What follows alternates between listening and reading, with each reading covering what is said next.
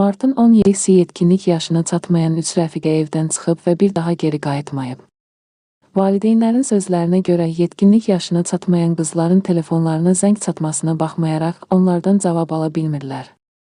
Sosial şəbəkədə istifadəçilərdən biri paylaşımında bildirib ki, qızlardan birinin anası onlarla əlaqə saxlayıb və qızların Əli adlı gənc oğlanla birlikdə Abşeron rayonunun Xırdalan şəhərində bir evdə qaldıqlarını deyib.